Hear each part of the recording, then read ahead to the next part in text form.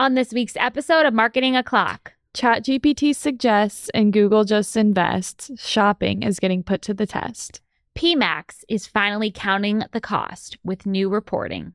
Google Ads releases new transparency features, which are clearly good for its users.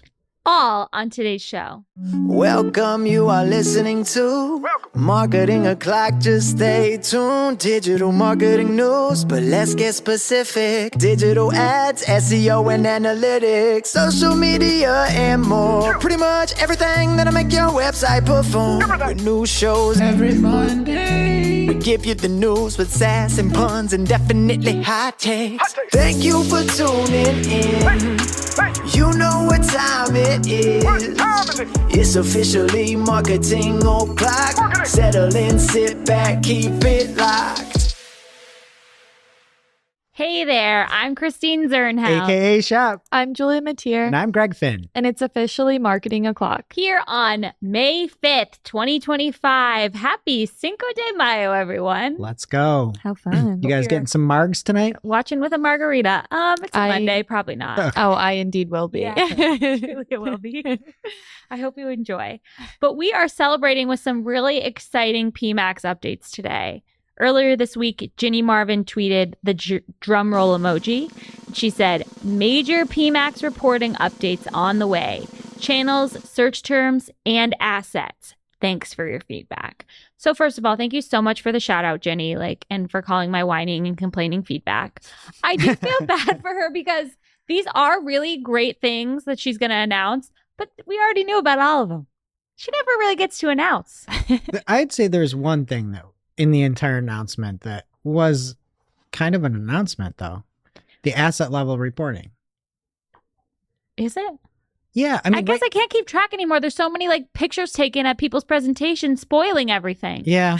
Yeah, I guess so. So the first thing she announces here is PMAX channel performance reporting, including cost metrics, which thank God. That was the one thing they always held back was the cost stuff. And she said that in the tweet, right? Yes. PMAX channel performance reporting, including cost metrics. And then she said channel reporting for PMAX will be available in open beta in the coming weeks. I have not seen that in my accounts yet. She also says new interactive data visualizations are coming to PMAX to illustrate the roles channels are playing in your goal performance. And we have a screenshot that she included in her tweet of how this is going to look. I think it looks good. Yeah. Love extra insights. Love the use of the color pink. And to me, the biggest thing is just that cost, right? Where you're looking at the current insights and you can look at some of those categories, search categories or whatever. You can see where those conversion values coming from. You can see clicks and all that, but you can't see the cost of it. And it makes it utterly unusable. And so I was very worried that this wouldn't include any spend data. But it will be there, which is absolutely huge. For channel performance reporting. So I still don't think we're going to have any cost data for search terms, right? My guess would be it's coming. There's a totally unfounded guess for other stuff. Very exciting.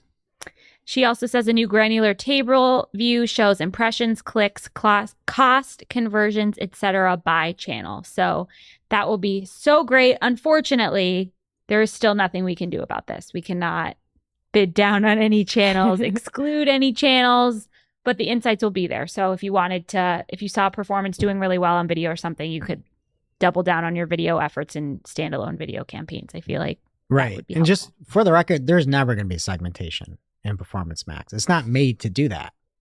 That's what you have demand gen, and that's why you can have a search campaign. You can do whatever you need with this data. It's just not the campaign type that you would. Its whole thing is it's AI across everything, so you can get more learning. And it might work, it might not. And then also with this, though, you can see the channels that work and be like, okay, I want to turn off PMAX, but guess what? Gmail did amazing. I'm going to go set up a Gmail campaign. Yeah. And then finally, she says, confirming PMAX search term reporting is rolling out now. So this is something we saw screenshots of maybe a month ago. People saw this in their account, but we are getting search term reporting. Should be checking your accounts for those search terms at this point. One thing I thought made a lot of sense, Andrew Lolk had said it, was with Performance Max, you're never going to really be able to get out of these things because that's not what it's made for. But he made a great point where he talked about the fact, like shopping ads, if you have PLAs in the same PMAX as something like, let's say, demand gen that we know struggles with traditional conversions. Demand gen just is not going to ever get any play. It's going to go towards shopping and just really skew that way. And a take he had, which I think would be a good change for PMAX, is like if you could have an adjustment to say, I actually want this to go across demand gen. I want it to go across search. Demand gen can't hit the same ROAS as search. What if we do a channel modifier and say, demand gen, you can be 10% less ROAS or something. I think that would be cool. Really good. Especially for some of those times where you have like a quick flash sale or something that is current events and you're just trying to get something out there in more volume.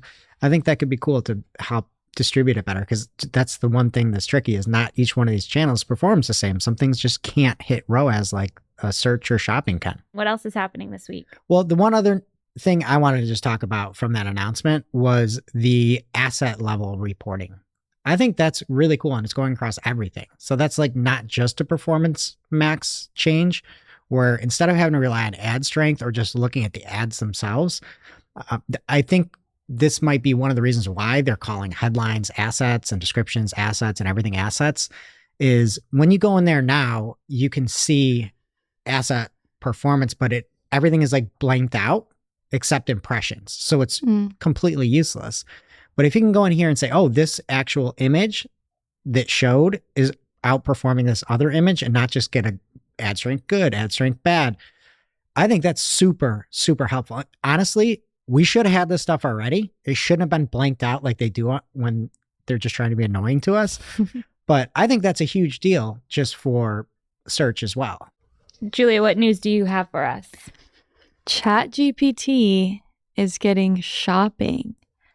So they announced that users will now be able to buy products through ChatGPT, and shopping results will come up to everyone, whether you're signed in or not. The experience looks really similar to Google, but none of the placements are paid or affiliate. They're all organic for now. They said that maybe down the line that'll happen. But Adam Fry, the ChatGPT search product lead at OpenAI, explained this shopping experience is more personalized and conversational rather than keyword focused like Google. And it tries to understand how people are reviewing and talking about products and then what the pros and cons are. There's also a link to have your products included, which we'll have in our newsletter and in Discord. I tested it out and just searched for water bottles, and it was really nice. I liked it. Really? What did it recommend? Like every different kind of water bottle, but then gave reasons why, cited her sources. Did it say anything about how Stanleys are so hard to unscrew the lid and I have to ask people to help me every day? It did not, but maybe write a review and that'll I just feel like nobody talks about that. It's bad, yeah. Everyone told me I needed this $50 water bottle and I can't get the lid off. Sounds like a terrible feature. But guess what? If it goes through a fire and like it's car or something, it will survive and you still won't be able to get the lid off. Thank God. This seems like a great thing though. Yeah. It looks really, really clean to me. And then I believe it uses structured data at the moment to try to pull products in. And it does seem like there's a feed coming. So you can go over to the article. Barry's got it over on Search Engine Roundtable with a link to it. But there will be, you can sign up to be notified when feed submissions are open, which should help you as well operate similar like Merchant Center. Okay, and then we've got more news here where Google, we had seen this a while back. We called it SERPgeddon, or Glenn called it. Glenn Gabe, the man, called it SERPgeddon, where somebody would do a search for a specific type of sheet, and they would see people also consider searches coming up, and it said sponsored on the top. And we have an answer from Ginny Marvin as to why that is happening. So there are two tweets that Ginny put out. And the first said, this is an experiment only that the ads team is running. The suggestions are ranked using a number of factors, including relevance to user search terms and the likelihood of showing ads by the ads team. So it really is like arbitrage in a way, where they're just like, here's a search that somebody put in. We'll try to get them to this other search because there's more advertisers there.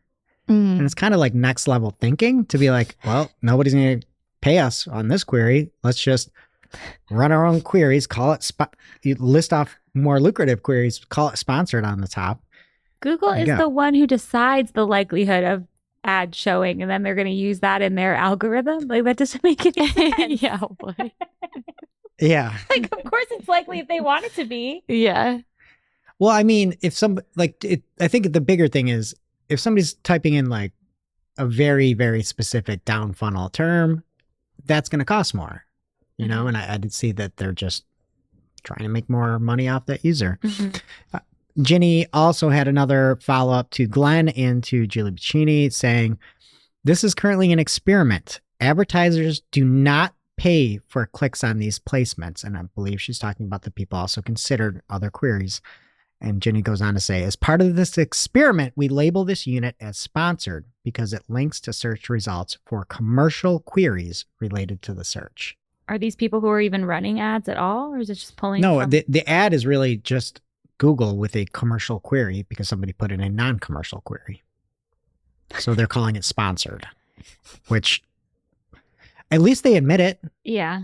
I don't hate it. That's extremely messy, I feel like. Yeah. Well, something that isn't messy is we have one other update to the ads transparency policy. And I think this is overall a really good thing. Now there will be additional information included in the transparency reporting about the entity that pays for the ads. So there's a two-phased approach. Starting in May, Google will show the payment profile name as the payer name for verified advertisers. And if that name differs from their verified advertiser name. So basically, if you're trying to say, I'm this verified advertiser, but then there's a different company that's paying everything, people are going to be able to understand this. And it's going to be a big mess for agencies that haven't set this up right. And to that point, let me just backtrack quick. So for verified agency accounts, the client payment profile will be used for the payer name if that differs from the verified advertiser name. And the payer name will be visible in the My Ad Center and the Ads Transparency Center. And if you're an agency advertiser who incorrectly verifies as a direct advertiser, they need to reset their advertiser verification and re-verify an agency before May 31st, 2025 to ensure the payer name is not incorrectly displayed. So if you're one of those agencies that is controlling of accounts and hasn't set anything up right, and you're that you show up as that, like, you're the one paying this, and you're saying I'm a direct advertiser, they're gonna have to redo it. I don't know if that all made sense. It's so hard to explain. I think it does. Yeah. We have clients though who have like multiple brands under one company. Right. And so in that case, the payer will also show up. So let's say it's something like Nabisco. Oreo is going to be the advertiser name, but they'll see, hey, guess what? This thing is funded by Nabisco, which I think is cool. Like it's good. We want more of that, especially if you're just setting up fake entities and then like there's no real banking or anything. And it's just, there's a bigger company at play that's paying everything. Good. Yeah. I want to know that. And it's only if you're going to the transparency center. It's Right. not like in the SERPs. Okay. So big news there. And Anthony Higman said, just to chime in, he says, I actually like this one. One terrible update and one good one. I'm assuming he's just talking about LSAs. He said, this will be terrible for all the bad actors. And I love that. Exclamation, exclamation, exclamation, exclamation, LOL. Yeah, he's got some updates in the ICYMI that he's really fired up about. He's that might be what real he's fired talking up about. lately. I can't really read the tweet, so it's a family show. I'm calling him after this. You So, are? Just make sure. I'm a little health check on Make sure he's Higman. okay. Yeah. And now for this week's Cool Tool.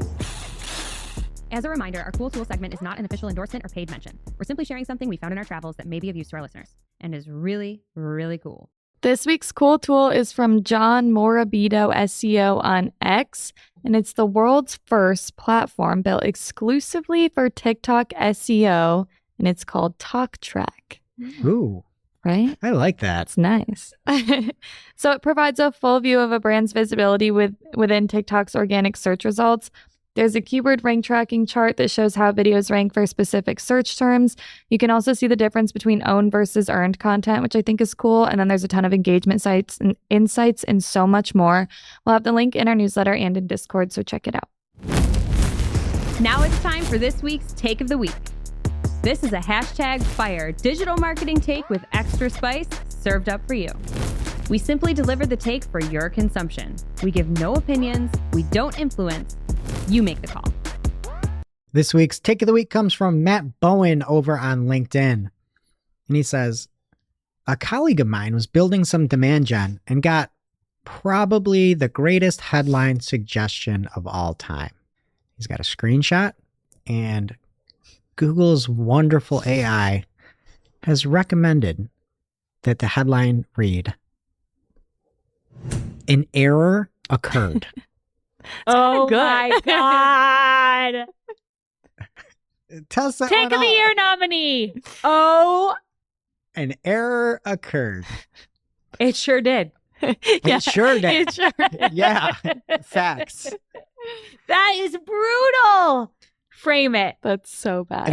And this is why it's like the AI is helpful. The AI is not where Perfect. you can be confident in letting it run everything for you. So, yeah, be careful. I love that. Now it's time for this week's Pew Pew Lightning Round. At this point in the show, we split up our content into 3 parts: paid, organic, and social.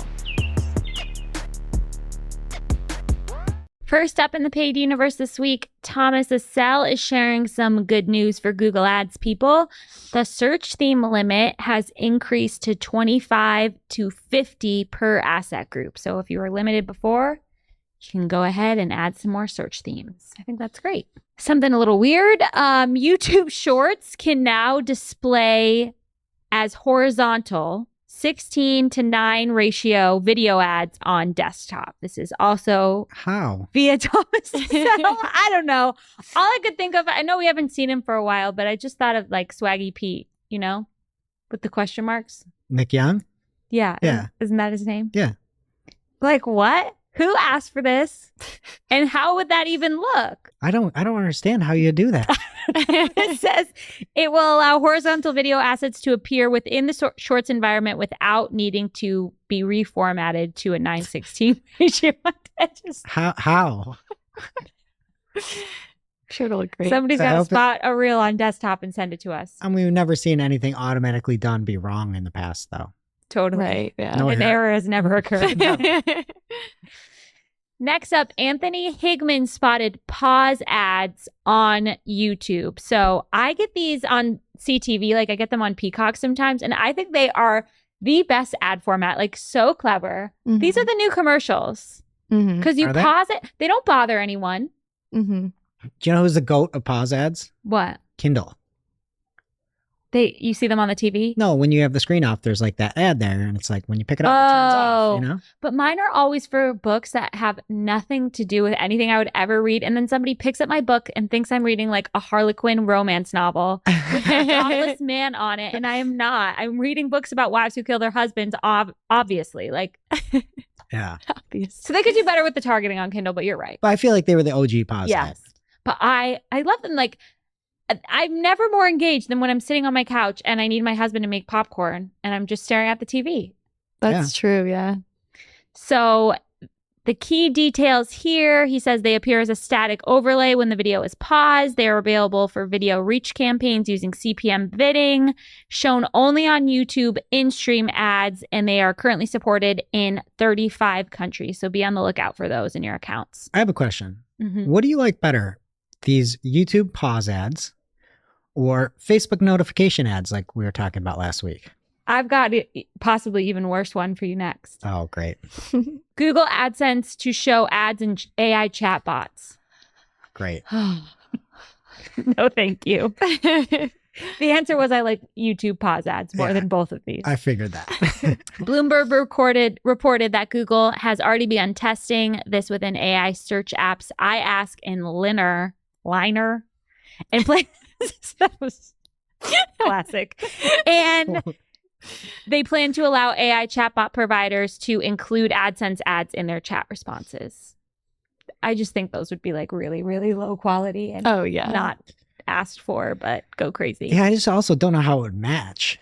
It seems like Yeah. you need something like more audience based or something. Yeah, I feel like you know? my thought was that they would be display ads. You were thinking maybe Mhm. search. Oh, because No, based on what they're chatting. Because it's what they're typing about, right? So I don't use Linner, as you called it, but I'm assuming you're asking it questions or something. So we talked about that last week with ChatGPT and saying, it seems like if we were to try to monetize ChatGPT, we'd look at more audiences and different signals than just keywords. Yeah. I was picturing just like a really ugly display ad Oh, no. Yeah.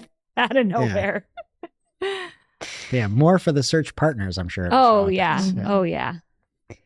Get that good Linner traffic. Listen, it's like brunch, but it's between lunch and dinner. When you eat like a 3 p.m. feast, it's Linner. Mm. By the way, it's spelled Liner. There was absolutely no reason for me to pronounce it that way. Google has added video generation to demand gen campaigns. So this was shared by Hannah Kopzova this week, and she says it is not the template style videos we've seen for a while. This is a full video automation built into the campaign setup. She says it takes 1 to 2 minutes and it will make the videos in 3 sizes, horizontal, vertical, and square. And then you as the advertiser can go in and make some tweaks. So I think this is really cool, actually. You can update your brand colors. You can choose the font. You can trim it or crop it. And it's totally editable after it auto-generates the video. So I think this will be good for people who don't have design teams, but you should probably make some changes and make sure it looks okay before you add it. Google is testing a new shopping ads design. So instead of a carousel, people are spotting 2 rows and then you can click a little thing to show more. You're going to have to look at the screen on YouTube if you want to see what it looks like. But I don't know. It looks good. I love it. Yeah. You do? More products? As a true ecom, I feel like I'm just like True becoming an ecom. ecom person. I never liked how you had that dumb carousel that you had to scroll through. And I think it's really cool that you see so many different products with that sneak peek. And then when you open it up, it's not such a, almost like a pill shape that's so much wider. It's like much better proportioned. And I think it's actually played into something that I'm covering in organic as well, where it's going to look better. But I would imagine this is just another step where Google is really pushing and shopping ads are really just taking over. It's just like we see it all the time. Yeah. Another update to shopping you might like, Sachin Patel spotted favicons. Oh, that's in what I was shopping going to ads. mention. Yeah. thought Yeah, I was had that thinking on. that. So it must be in organic results too. But I think this looks nice, especially like if you see that Target and you know you got an account and you can get buy online, pick up in store. See, I like it, but I don't like the execution of it. If you're looking at the one where it's like Grandin something, Grandin Ridge, maybe, I don't know. It says Grandin R ... And if you had the shopping ads that we just talked about and you look at it there, it would fit in so well there because it's such a more wider experience. But there's multiple ones where the whole name gets cut off. And it's like, Yeah. I'd rather have more of the name than just a logo that I'm not sure what it is. Mm-hmm. But for Depends big on brands, the it's logo. pretty- Yeah. right, big brands will be helped out. But like poor Grandin Ridge and black and whatever the other color But if is. you don't know the Grandin logo, this isn't for you anyway, you know? I've never met Grandin. Yeah, but is it Grandin Ridge or is it Grandin something else with an R? Ropes. Yeah. I don't want to buy a chair from a ropes company. Ginny confirmed that this is just an experiment for now. So if you hate it, maybe it won't even last. What else is happening? Okay, we've got an article over on Search Engine Land where Sundar Pichai is warning of extraordinary risk to Google search. And Danny Goodwin wrote this up. I would definitely go read it. He was on the show last week. Great interview. Did you guys like it? Loved it. And so Sundar Pichai said that the so far reaching so extraordinary amounts to de facto divestiture of Google search itself. And he's talking about some of the remedies that the DOJ has for them. He said, obviously, they've been declared an illegal monopoly in search, and it's not the most recent monopoly they were being found of that he's talking about. He's talking about the previous monopoly that they were being found for, and they're trying to figure out how to fix it. And Google's fairly worried. Pichai said that people search in their most vulnerable moments and that, you know, like Google shouldn't have to divest itself from search. The DOJ suggested that it could use the monopoly to strengthen Gemini if things were broken apart. And again, basically, Pichai said that all the proposed remedies would deter future innovation, saying it would be unviable for Google to continue the research and development. Going on to say it would be trivial to reverse engineer and effectively build Google search from the outside. Who is this article for?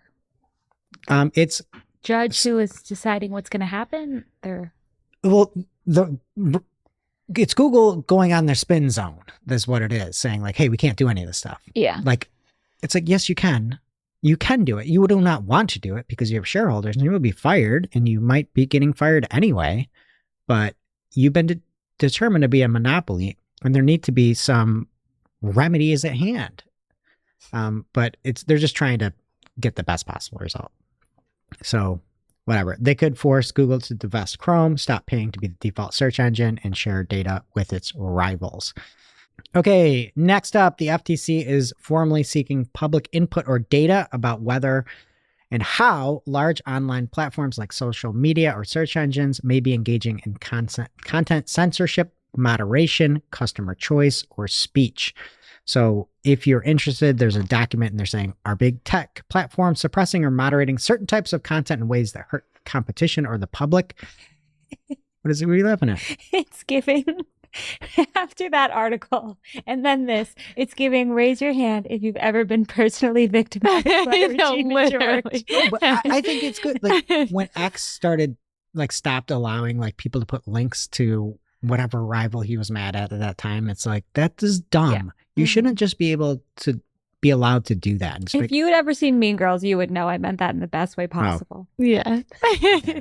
And then they went on to ask and said, should the government take a closer look or take action on this issue? So you can weigh in if you want for them. Are you going to submit your... No, I don't have time. I don't have time to do You this. getting rid of dislikes? Come on. You got to be part of the solution. Oh, I'll do that.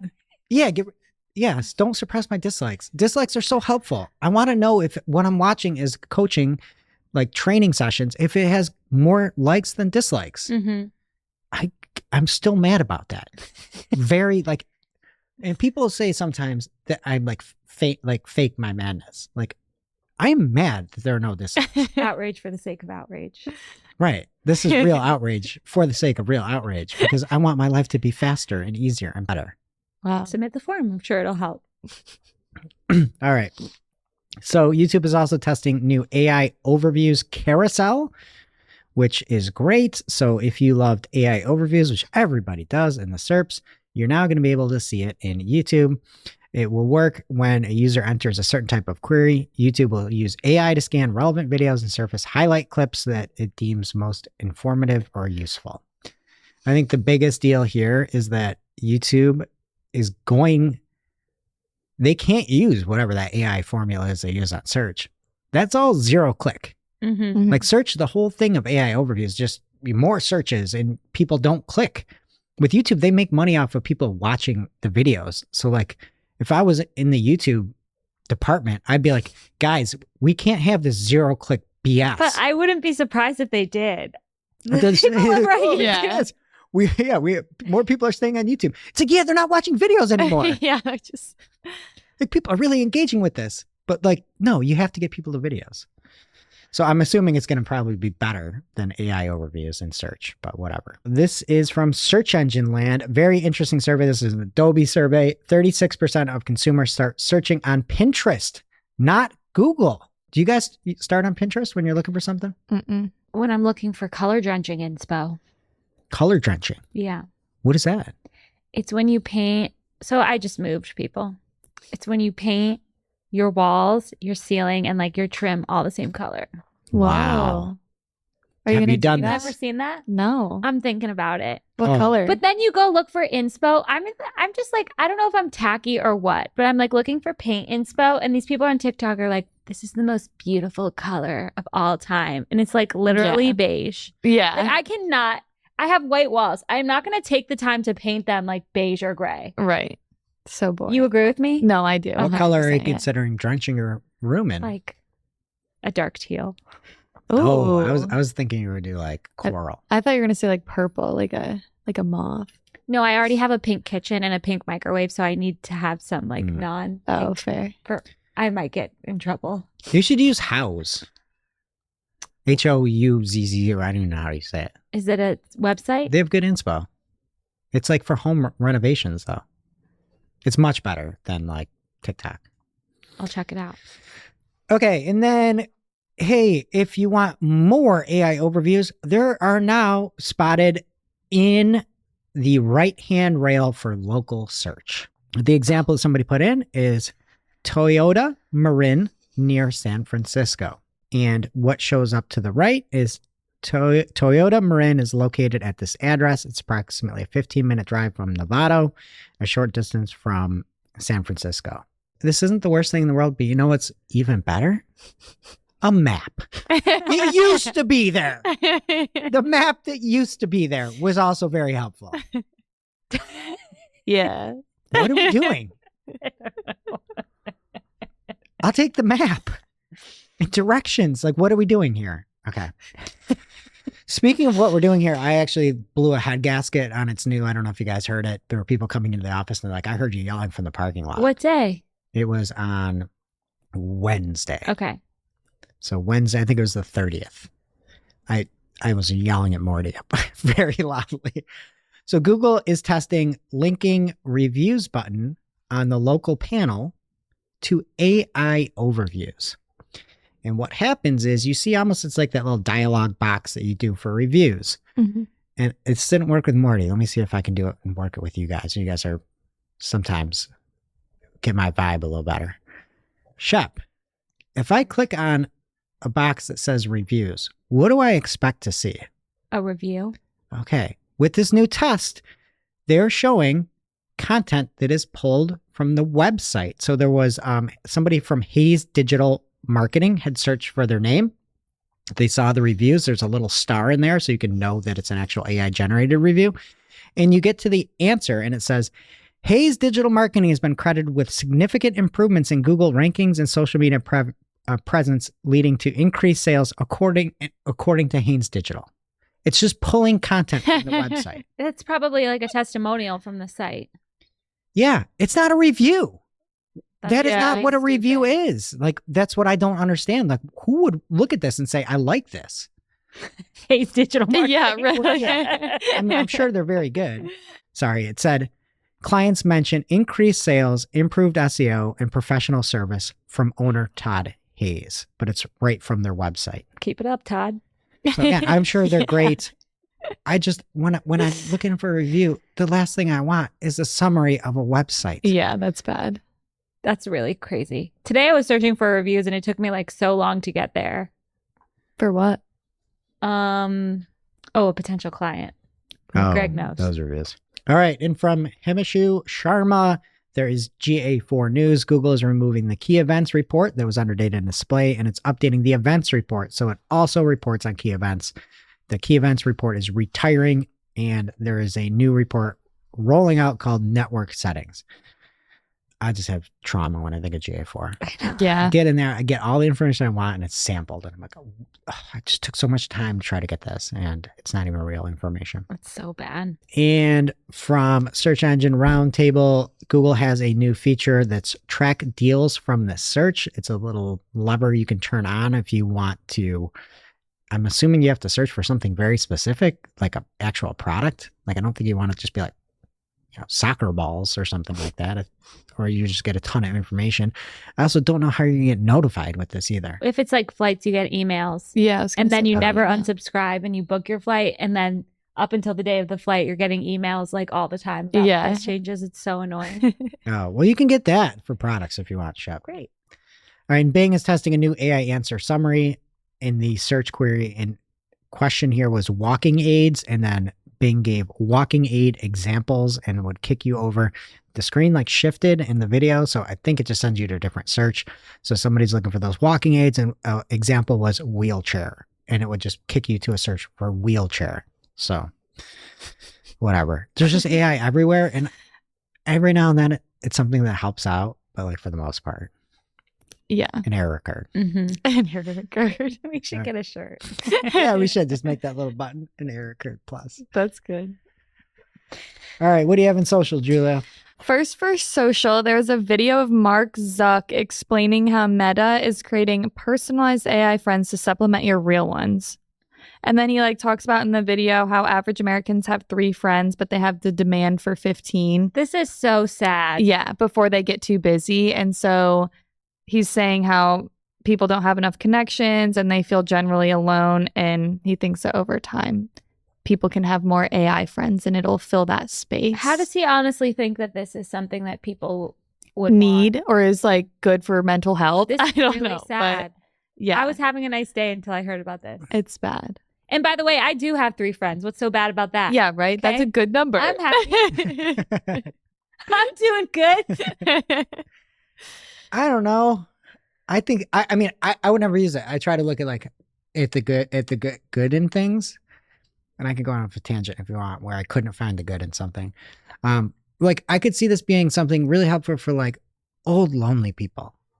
Do you know how hard it must be for like an 80-year-old to go make friends? No, but then Yeah, but that's- no, but then they're just gonna no. Yeah. But they're No. limited Are you time. kidding They're me? gonna This get is so out of confused. character for you. They're No, gonna no, no, get no. I think it's confused. stupid. I was like, what possible scenario could this be in? It's like No. maybe you're in jail, right? Jail, you're No. old people. They're like, they're not going to make friends. Yeah, and they're not going to want to make friends like this. Their kids should pick up the phone and call. Yeah. They've got to know someone. Nieces and nephews. We What if need it to would make take somebody care of our happy? old people. You're just gonna call grandma and be like, "Grandma, I'm setting you up with this AI." Yeah. And for the record, I think this is an absolutely terrible idea. And I would never, ever in a million years waste my time talking to a computer. I'm just trying to think of like any positives. I don't see any. Do you guys want to hear the This story? is- And no, by so the way, bad. elderly people who have or are lonely, they can't use technology. Yeah. No offense. And I'm also judging people. If you're like not elderly and super lonely, like this is you need Put to go yourself try out there. an So many- activity, go yeah. craft, go join a Go sport, craft. do something. Like people are nice. Yeah. Do you want to hear the thing I couldn't find anything good in? It What? relates to age and old people. What? Are you guys familiar with the Jordan and Bill Belichick side of things? Yes. Are you? Are you? Did you see this Yeah, yesterday wait. interview? No. He's got this young Girlfriend. Yeah, girlfriend, yeah. and we're worried she's controlling him now. Oh. But I'm just sitting there and I'm like Bill. I'm trying to look at the good in everything. I'm trying to find it. I'm like, well, maybe they're just in love. And they're just I'm sure they are. and so this is where I got to. I'm like, is it really that crazy to be with somebody that much younger than you? I'm like, I don't know. And I'm like, I think like 10 years is max you could do. We were talking about it in the office yesterday. It depends on the age. Yeah, for sure. Okay. And the net worth. So Yeah. I couldn't get to the fact that this is good because of this reason. I'm an old person. You agree? I do, yes. If I was 6 years older than I am today, Mm-hmm. and say I'm 49, that person would be born. It's Yeah. a 49-year That's That's age like- difference. 73 and 24. No, that's disgusting. Like that person that Yeah. to even get that age discrepancy is 6 years away from even coming on the planet for me. Yeah. That's insane. Yeah. Yeah. Insane. But it seems like she's holding her own. Next, for social, Meta shares tips for advertisers based on their latest engagement trends. Per usual, they basically are just saying to use more AI, post more videos, and business messaging is increasing, which that is actually true. And I think that's a good tip. But past that, AI. Next, TikTok will now enable users to divert leads to other messaging apps. So you can drive message leads to other apps, including WhatsApp, Facebook, Messenger, Line, and Zallo. And to do this, instead of using the more TikTok messages goal, you just use the other messaging apps, and it targets users who have those apps installed on their device. You mispronounced that. Yeah. What about it's- Linner? It's Lynn. I almost said that, and then I was like, wait. More meta news. They're pushing users to share their Threads posts on Instagram stories as well. And obviously, they're just doing this to get more people to see Threads content, which makes sense. But it drives me nuts when someone posts on Facebook and also posts on Instagram. So if someone is posting on Threads, Facebook, and Instagram, and I have to see it all 3 times, Oh my God. I'm Wait, annoyed. I Wait, just you're did- not on Threads. I am not on Threads. But I do the thing where it's like it goes to my Instagram story and it goes to my Facebook story. Yeah. That's bad. And then if I, You well, do? no, it's fine. But like for someone, if you follow someone on both, then you have to see it on both. And I'm like, I have 2 different audiences. I do too. You know? I like don't. I mean, I kind of do, but like, You post on Facebook? No, there'll be like a story, and I think it's auto goes to Facebook. I don't put any like, what do I do? Like, Yeah, I feel like you've never posted a story. I- Like work things. Yeah. I'll do stuff. Okay. next, Instagram is still trying to make notes happen. They're now testing a Wait, I thought they way. said they were going away. That was the notes on the post. You still have notes in the DM area. Oh, Yeah. Come up with different names. I know, it's stupid. But now you can customize your notes by adding color and emojis. How exciting. Maybe Who has people time for this? No, like who cares? No one has We've used only them got three ever. Like, yeah. But who knows? Next up, they're just gonna be like, here are your new AI friends. Here are the AI notes, so you can go check out what the AI doing. Yeah. On to Pinterest news. They're expanding the Inclusion Fund support programs. So the goal of this is to provide training and support to small businesses, independent publishers, and creator agencies that are owned and operated by those from historically marginalized communities. So this has been a program that's going on for a while. They just updated their requirements that need to be met to be eligible, but definitely worth taking a look at if you meet the requirements and are interested. Pinterest also has officially launched tags on AI-generated content, and they're soon going to launch an experiment which will allow users to get rid of AI-generated pin results in stream, which I think are both good updates. And then last, LinkedIn is taking its first steps toward creator monetization with BrandLink, which is an expansion of its Wire program. So before, brands were able to place videos alongside premium publisher content in the app, and now LinkedIn's expanding these placements to influencer content as well. And that brings us to our real life segment, straight out of our accounts and into your ear holes. It's time for Working Hard or Hardly Working, where we talk about what's going on in our IRL work, good, bad, or otherwise. For me this week, we have a potential client and we got a chance to look at their ad account. And I think Greg is going to share something from their ad account too. Oh, yeah. First of all, I believe they were paying someone to do this work. And we are working really hard here because it's just appalling what is happening in people's accounts. It's unbelievable. Like, it makes me feel very good about Yeah. what we're building here. I feel like a really good person. At night. I gotta get in. Every now and then there's an account where it's like, oh, this is not bad. But it might be like every 2 years. Mhm. I can't remember the last account I've seen that's like, this is good. And some of the Crazy. things that we're going to talk about today aren't like tough. I'm not putting in hours to do this thing. I'm just caring about turning off search partners Yeah. in a non-branded campaign. So they had a month's worth of data here for a campaign, $900 spent, Google search, 10 conversions, $53 CPA, search partners, $365 worth of the spend, 1 conversion. It's just turn it off. It's so bad. Julia, what about you? Hardly working for me this week, and I was just reminded of this week. Facebook, when you set up a new account, gives you a daily spend limit for your credit card for a while. So you can only spend $50 a day, and then when you make payments, it'll increase and it'll increase. Just the most annoying thing Don't ever. you Why want do they my do that? money? No, right? Like, why are you limiting it? But anyway. All right. And then for me, that same audit we were talking about, really trying to go, the goal of some of these campaigns were trying to sell their services and get people to use the services that they offer and have a lead form. Auto applied recommendations were on. One of the headline additions. These are auto-applied assets. Auto applied assets. Yeah. So you have to go into your assets, press the, have I done a video on this? They really try to hide it. Yeah. Mhm. And it was a site link addition. Yeah. Which is just so crazy to me. People don't talk about that enough. They're Insane. sending people to a page on your site that you aren't asking them to go to. Yeah. And it was the careers page. It's like, that's so crazy. literally what you don't want to show somebody if you're offering services. Like, oh, guess what? We're also understaffed. Yeah. Who's going to go So that route? crazy. And in this account, the career form submission was a primary conversion. Like, you cannot do that. Wow. You can't do that. Just really bad. Now it's time for this week's ICYMI. ICYMI people. This is something you just might not have seen. Maybe something that you overlooked, but you shouldn't have. ICYMI people, it is time to share Anthony's find. He says this week Google is now serving 2 completely different ads from 2 completely different campaigns with 2 different URLs for the same advertiser. So this is related to the story we talked about last week. Google can now double serve ads on the first page from the same advertiser if they're in top ads. And I always assumed it would be different messaging. Like if they didn't click on the ad up top, they should show a different version of your RSA lower down the page Agreed. to see if it entices the click. But this is from 2 different campaigns, which is just making my brain hurt.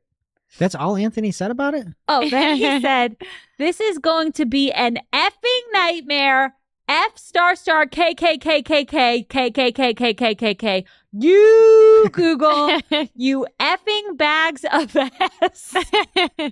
So he had thoughts. It seems like A he had some few. thoughts. I can't believe this is the hill he's like saying I don't that know if about.